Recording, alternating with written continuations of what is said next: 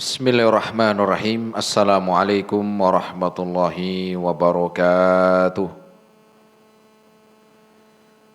Alhamdulillahil wahidul qahhar, al-alimul ghaffar, yakhluqu man yasha'u wa yakhtar. Ashhadu an la ilaha illallah wahdahu la syarika lah, wa ashhadu anna Muhammadan abduhu wa rasuluh. Qala Allah Ta'ala fi kitabihil karim, ya ayyuhalladzina amanu taqullaha haqqa tuqatih wa la tamutunna illa wa antum muslimun.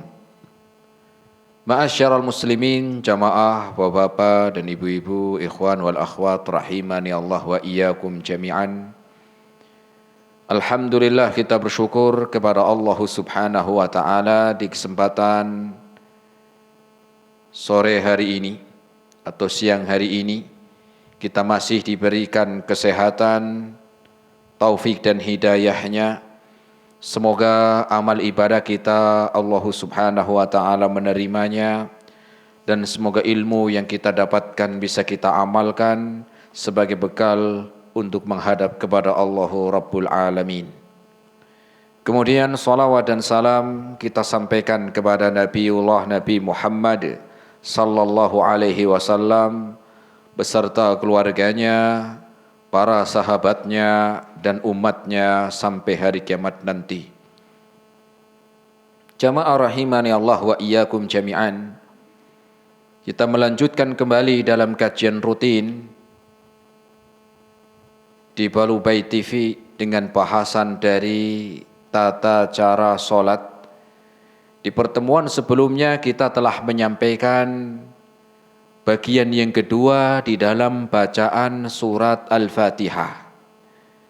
Bagian yang kedua di dalam bacaan surat Al-Fatihah, di mana di antara amalan yang bisa kita lakukan di dalam solat untuk menambah atau menjadikan seorang khusyuk di dalam solat, di mana seseorang hadirnya hati, kemudian memahami serta merenungi maknanya,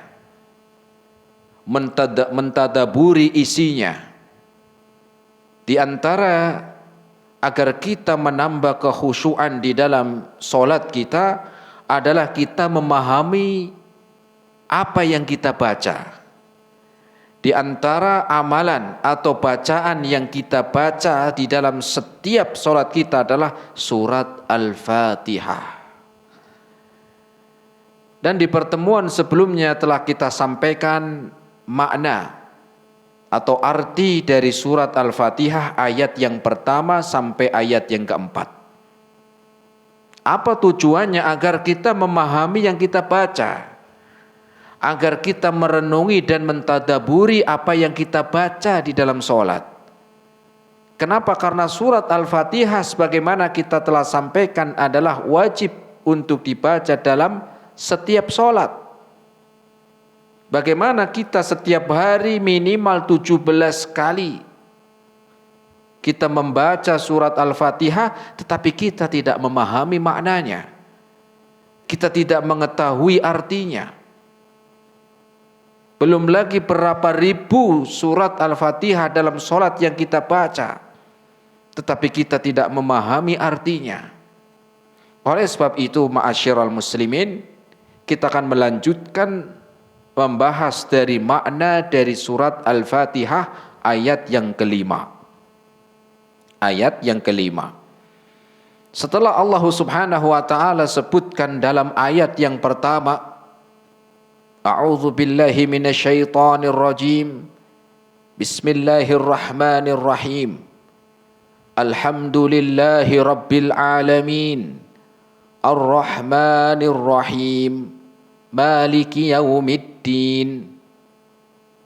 Kemudian ayat yang kelima, Iyyaka na'budu wa iyyaka nasta'in. Iyyaka na'budu wa iyyaka nasta'in. Apa makna dari iyyaka na'budu wa iyyaka nasta'in? Maknanya hanya kepadamulah kami beribadah, dan hanya kepadamulah kami meminta pertolongan, kami memohon pertolongan. Inilah ayat yang kelima dalam surat Al-Fatihah yang setiap hari kita baca. Apakah selama ini kita sudah mengetahui makna iyyaka na'budu wa iyyaka nasta'in? Atau ayat yang kita baca hanya lewat begitu saja?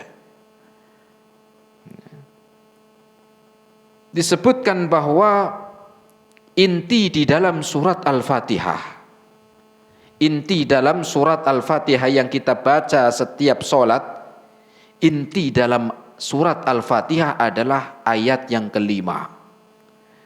Inti dari surat Al-Fatihah adalah ayat yang kelima. Bagaimana ayat yang kelima? Iyyaka na'budu wa iyyaka nasta'in. Kenapa bisa disebutkan sebagai inti? Karena ini adalah bahwa surat Al-Fatihah merupakan ayat yang paling utama di dalam Al-Quran. Surat Al-Fatihah adalah surat yang paling utama di dalam Al-Quran. Kemudian di dalam surat Al-Fatihah yang paling inti adalah dalam ayat yang kelima, iyyaka na'budu wa iyyaka nasta'in.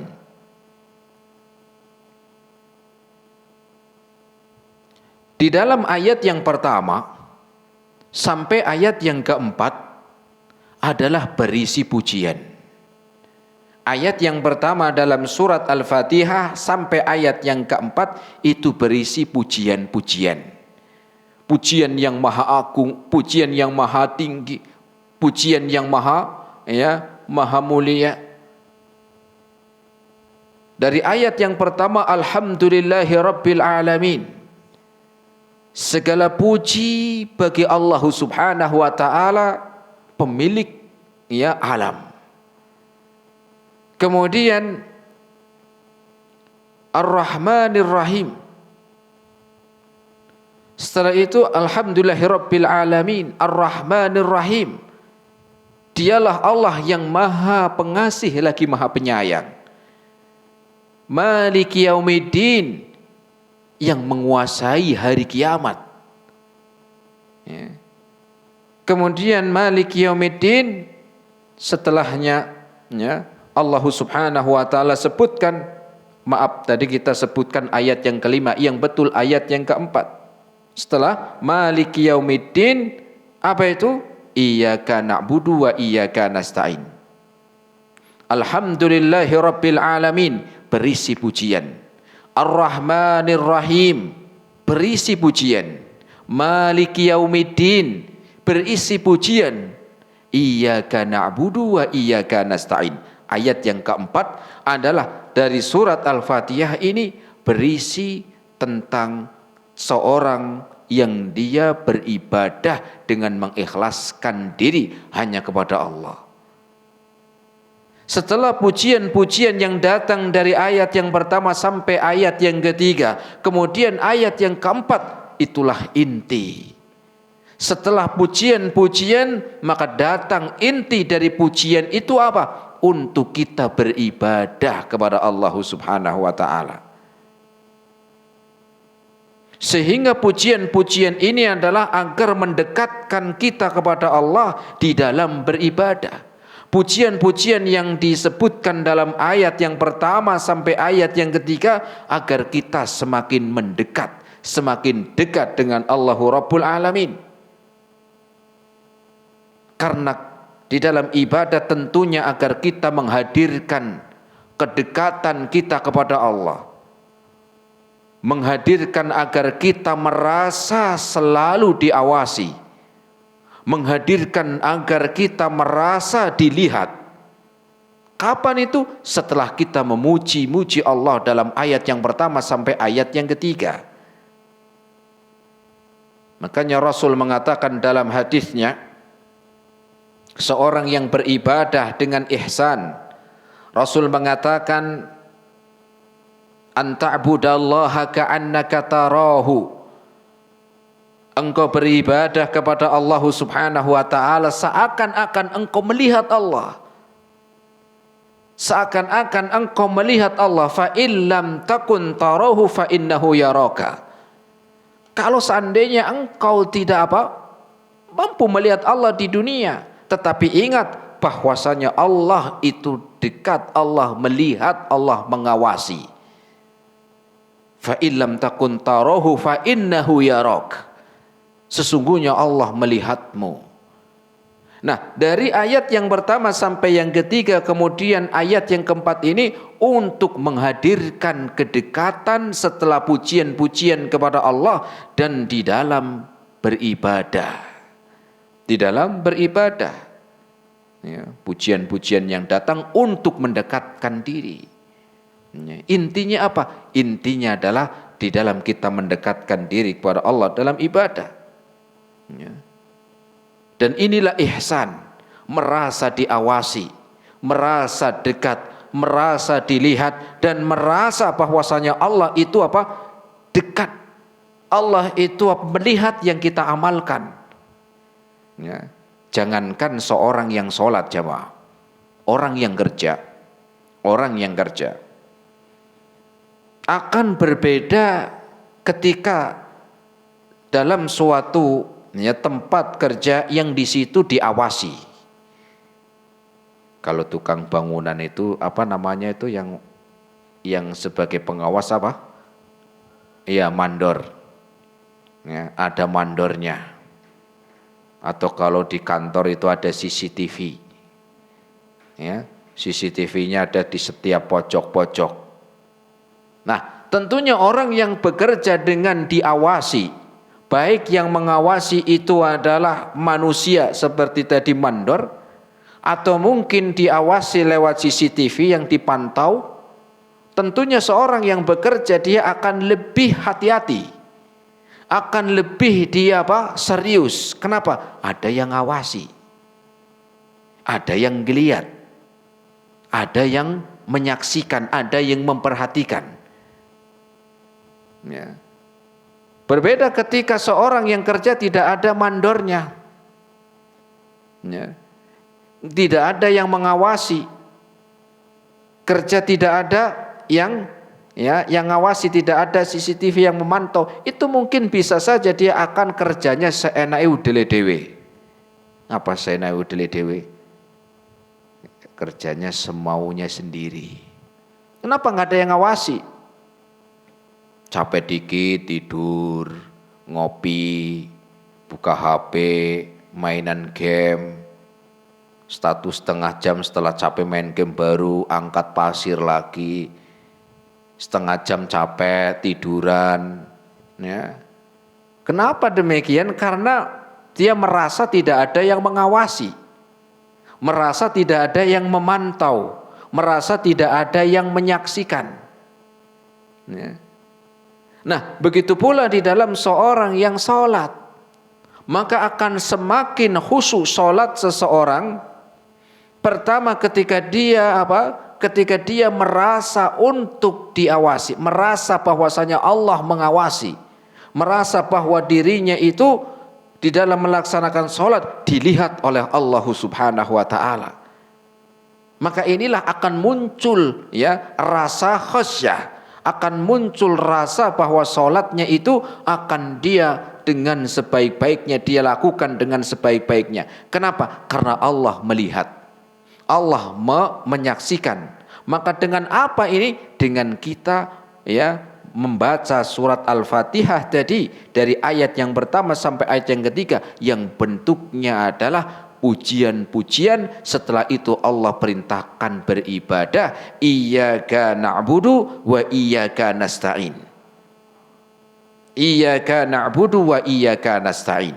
Nah, kita akan bahas iyyaka na'budu wa iyyaka nasta'in. Yang pertama, iyyaka na'budu. Iyyaka na'budu. Tadi maknanya kepadamulah kami beribadah. Kami beribadah, kepadamulah kami beribadah. Dalam konteks atau ya, susunan yang terdapat di dalam surat Al-Fatihah ayat yang keempat ini, iyyaka na'budu wa iyyaka nasta'in, disebutkan iyyaka na'budu, iyyaka na'budu, kepadamulah kami beribadah. Kalau dalam bahasa, dari sisi bahasa, ada yang namanya susunan. Pertama subjek, setelah subjek apa? Kalau dalam bahasa Indonesia, objek. Subjek, objek, predikat. Ya. Benar nggak? Oh maaf, subjek, predikat, objek. Ya. Subjek itu kan sebagai pelaku, ya. Kemudian apa? Predikat itu seperti kata kerja lah begitu. Kemudian objek. Misalnya kalau saya ngomong saya lihat Budi, subjeknya saya, melihat itu predikat, Budi sebagai objek. Nah, di dalam ayat yang mulia ini, iyyaka na'budu, iyyaka na'budu, ini dibalik.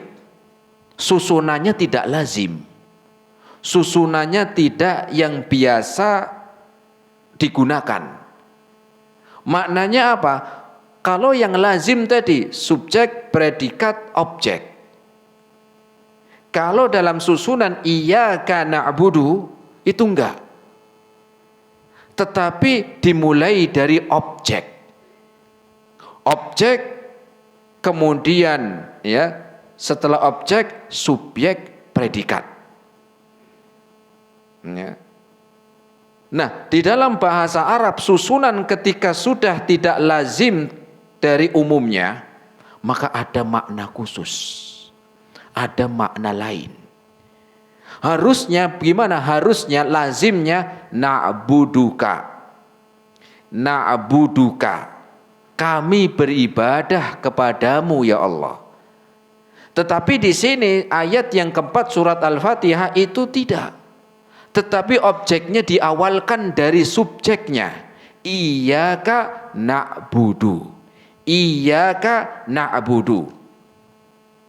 Apa maknanya? Maknanya ketika disebutkan dalam bahasa Arab itu ada kaidah ketika objek diawalkan dari subjeknya, maka dalam ayat yang mulia ini ada dua makna. Ada dua makna.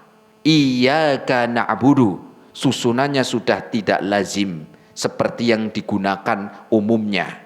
Subjek, predikat, objek. Tapi objek, kemudian subjek, kemudian predikat. Apa maknanya? Makna yang pertama dalam iyyaka na'budu itu maknanya adalah pembatasan. Susunan yang tidak sesuai dengan umumnya iyyaka na'budu ini ada makna pembatasan. Ya. Bagaimana pembatasan? Sebagaimana artinya iyyaka na'budu, kepadamulah kami beribadah. Sehingga makna pembatasan ini adalah bahwa seluruh ibadah itu dibatasi. Dibatasi untuk siapa? Hanya kepada Allah Subhanahu wa ta'ala. Dibatasi dalam ibadah itu dibatasi. Tidak semuanya. Untuk semuanya tidak. Tetapi dibatasi dalam ibadah itu hanya untuk Allah Subhanahu wa ta'ala. Iyyaka na'budu.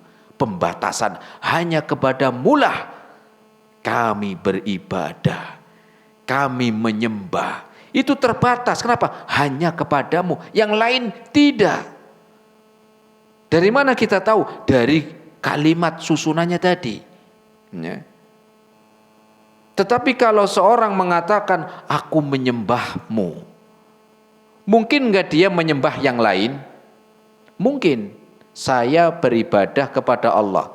Mungkin aja dia juga beribadah kepada yang lain. Tetapi ketika disebut kepadamulah kami beribadah, maka ini adalah sebagai pembatasan bahwa amalan ibadah itu dibatasi hanya untuk Allah Subhanahu wa ta'ala. Ya. Tidak boleh untuk yang lain. Kenapa? Karena ini dibatasi. Karena ini sudah ditentukan, sudah dibatasi. Ya. Baik itu ibadah yang berupa ucapan, seperti doa, ya, seperti berzikir, seperti membaca Al-Quran, dan juga sholat termasuk membaca surat Al-Fatihah. Iyyaka na'budu wa iyyaka nasta'in, maknanya hanya kepadamulah ya Allah kami beribadah, tidak untuk yang lain. Baik itu ucapan ataupun perbuatan.